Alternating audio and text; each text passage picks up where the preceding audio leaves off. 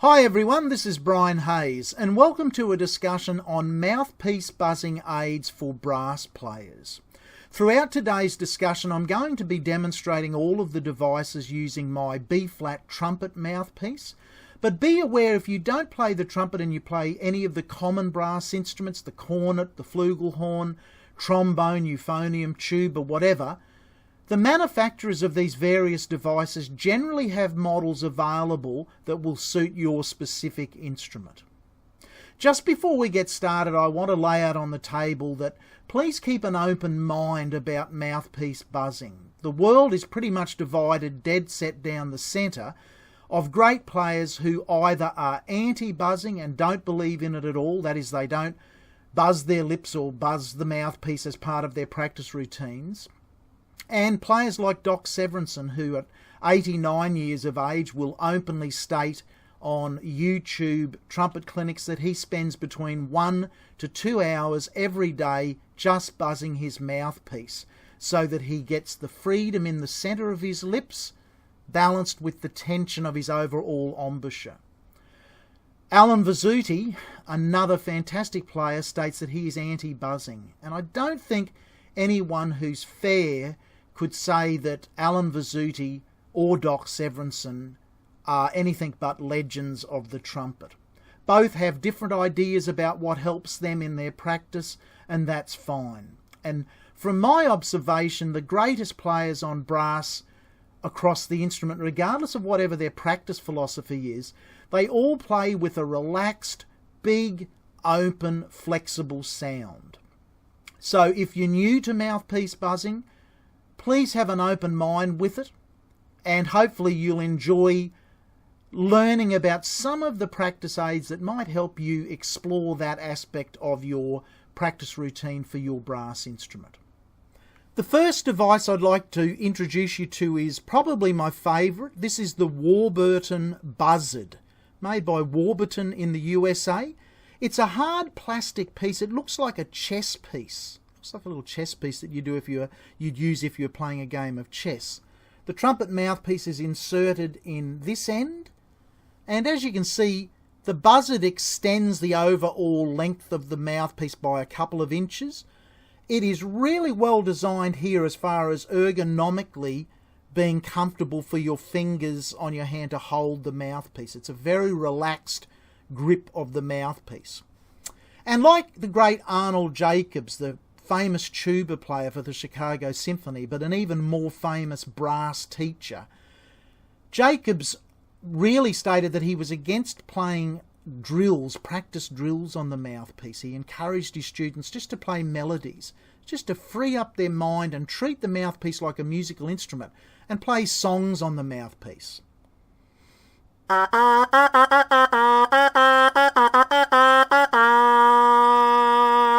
Don't be concerned about trying to blow a high C or a double high C or a triple high C on your trumpet mouthpiece. Don't be concerned about trying to duplicate exactly what it is you're going to play on the trumpet on the mouthpiece, because in doing that, and there's plenty of examples on the internet, you'll see people do all sorts of contortions of their face and jamming the mouthpiece against their lips, struggling to play in the range that they want to play the piece on the trumpet. Arnold Jacobs' philosophy was simply to get the lips buzzing freely in the centre of the mouthpiece and develop a clear association, a musical association in your mind, between your mind and your embouchure, by just playing melodies, by being musical with the mouthpiece.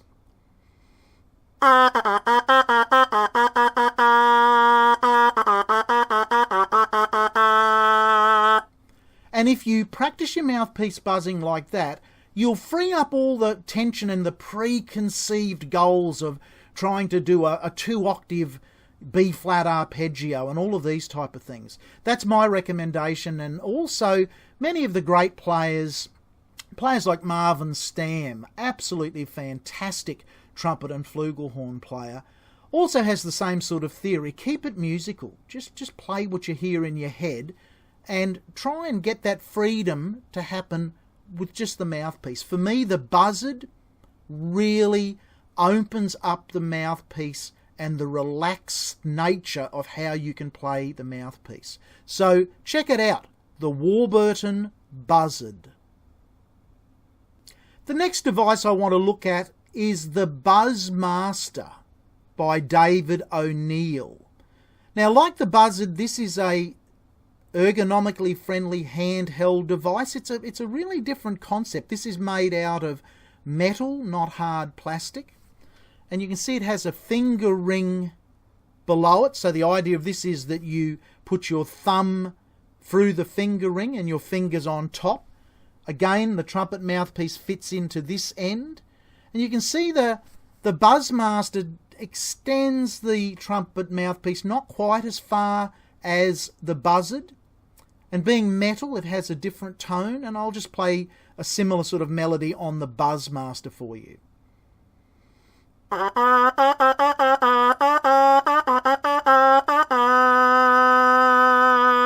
Now for me, the Buzzmaster is a little too stuffy, and the blow for me is not as natural as the Buzzard.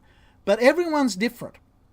This is a great device, it's well made, it's precision made, and a lot of people really love using the Buzzmaster.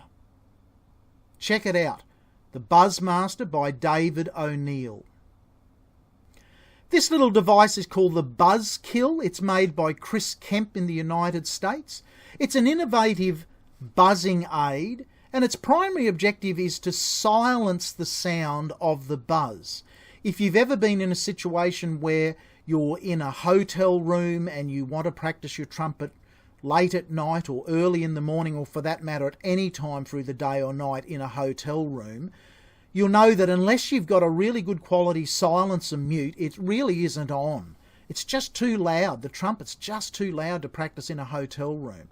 Even the mouthpiece on its own is too loud to be wailing away on at 10 p.m. at night or at 5 a.m. in the morning. So the primary function of the Buzzkill is a silencer, and it does it very well.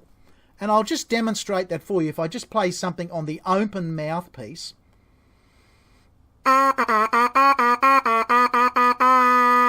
And then play that same melody using the Buzzkill.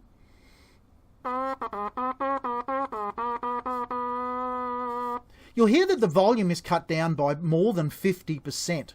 And at that volume with the Buzzkill, you will definitely get away. It's no louder really than a television set playing at low volume. You can certainly definitely practice in a hotel room at reasonable hours using the Buzzkill device without worrying anyone. So inside of the plastic cylinder is just some foam, and depending on how much foam is in that cylinder and how compressed or non-compressed it is, you can adjust the resistance of the blow through the mouthpiece by the location and compaction of the foam that's in that device. A secondary advantage of using one of these as a practice aid, particularly if you are practicing sitting down, as you will know when you play the mouthpiece, it's inevitable that dribble and spit and condensation will just flow out of that mouthpiece, and if you're sitting down you'll end up with a nice big blob of dribble all over your suit and your tie and your shirt just before you stand up to play in public, which is not a good look. This device does a great job of capturing any moisture that comes out of the mouthpiece, and it prevents it from spilling out on your clothing. You can just unscrew the lid and dry out the foam, just give it a wash out, occasionally give the container a wash out, put it out in the sun, let the foam dry out, let the container dry out, and that way it really is a good catch-all for condensation coming out of your mouthpiece. Check it out, Kemp's Buzzkill.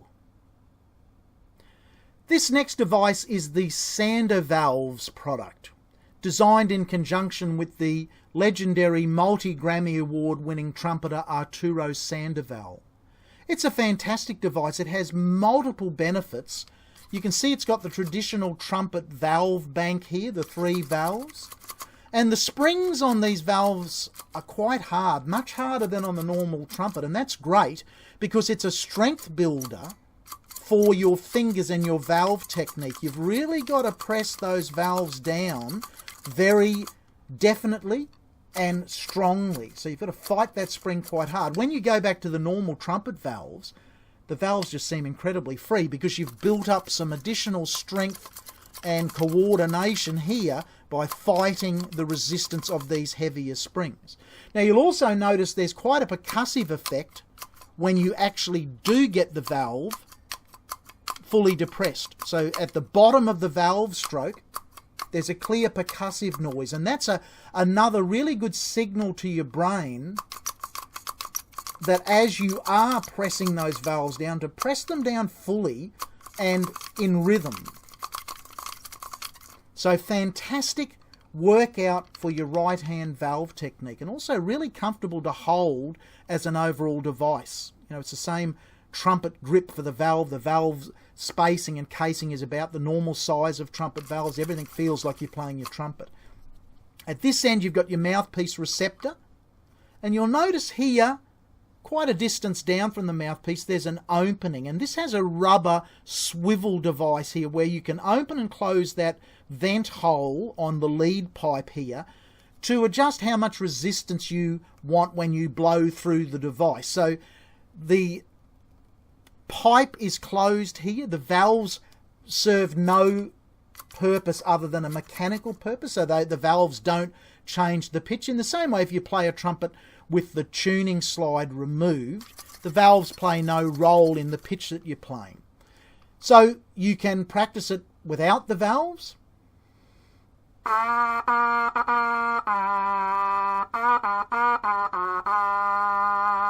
And you can practice it as if you were playing the trumpet.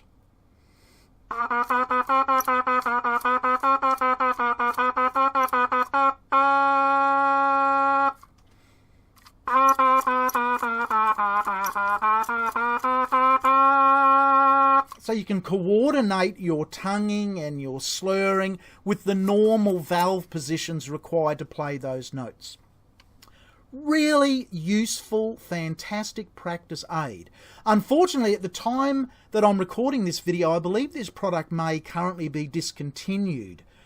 You might be able to get one on eBay or secondhand somewhere, or there may be some retailers that still have it in stock.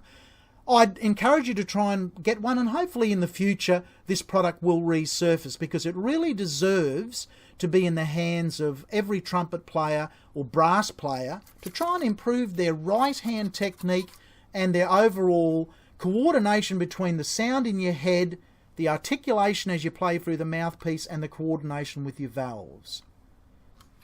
The SandoValves unit, if you can get hold of one, definitely do so. This device is called the B.E.R.P, B-E.R.P. It's a little unusual. You can see it's a combination of a clamp system here with a locking screw and a short little tube, and that tube has a number of holes drilled straight through the tube. 4 holes in fact, 2 on either side. And there's this sliding adjustment valve which lets you shut off those holes in a variety of different combinations. As you open and close various holes, the resistance feel as you play the mouthpiece through the burp changes quite radically. And then if I, close off the holes a little bit more, or open them up, you get a different sound and a vastly different blowing feel. So there's a real wide range of resistance adjustment created by those 4 holes and this movable, twistable valve. Now the concept is you put this clamp over the lead pipe on your trumpet, and then your mouthpiece can fit straight through that clamp straight into the lead pipe of your trumpet as you would normally play the trumpet. You can then take your mouthpiece out and put it over, just move it over a centimetre across to the hole in the burp, and then practice the burp. The idea being that you start with the mouthpiece practice, you play a phrase on the burp only, and then you take it out and put it into the trumpet and try and recreate that phrase on the trumpet. The more control you have with the mouthpiece only, as far as centering the pitch and centering your tone on the mouthpiece only through the burp, In theory, the more control you will have when you try to play those same things on your trumpet. So, popular all around the world, check it out. If you've never tried it, that's the Burp, B-E.R.P. Now finally for today's tutorial, we introduce the concept of lead pipe buzzing.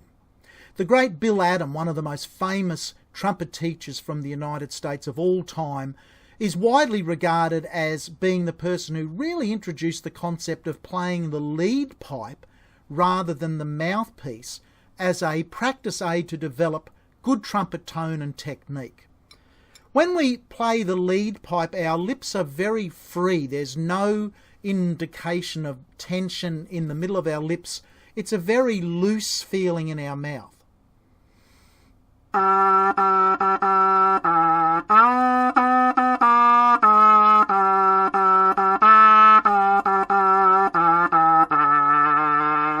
So the air's just passing through the mouthpiece into the lead pipe.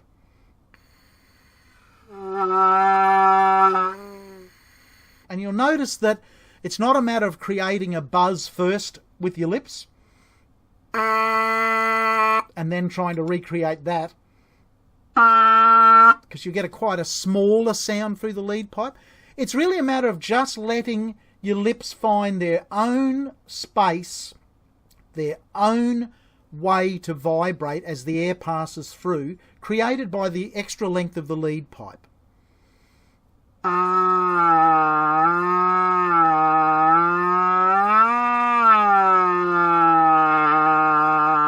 Very relaxed. It's a wonderful way to practice, and if you've never tried it, I recommend you get hold of a standalone lead pipe. This is the lead pipe sold by Greg Spence in Melbourne, who runs the mysterytomastery.com website. It's a really good, high quality, economical lead pipe. There are many different forms of lead pipes. Remember, you've got one sitting on your trumpet. In this case, I play the Yamaha 8310Z model trumpet. This is an actual replacement spare part from Yamaha. This is the lead pipe from an 8310Z Yamaha trumpet. It plays differently than the lead pipe I just played before. Every lead pipe has its own character.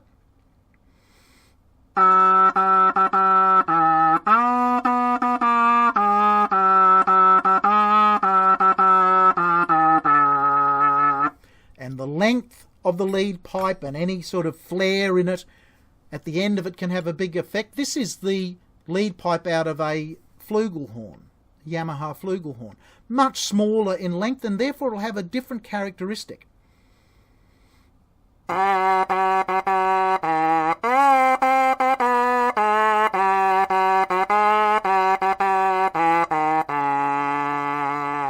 Again, still a very free-blowing feel in the lips. And finally, if you can't afford any external lead pipe, or you want to experiment with different lengths of lead pipes, just go to your local hardware store and buy some of this sort of half-inch flexible plastic tubing. Just buy a length of it, cut it off at different lengths, insert the mouthpiece at one end. You can see this length here is a little bit longer than the flugelhorn lead pipe.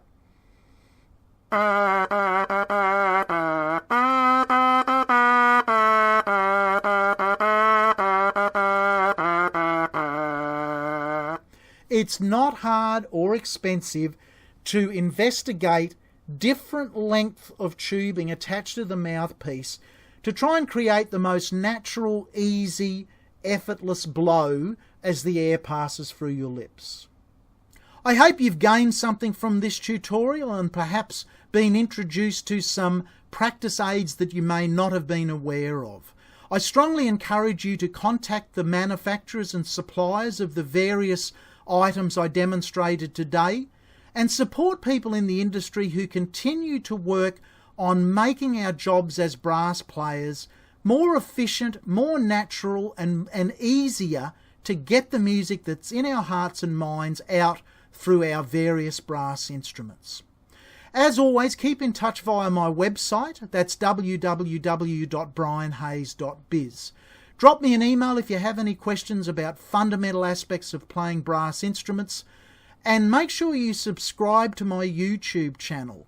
That's the best way to keep up to date as I upload new videos on the many instruments that I play and teach. Bye for now.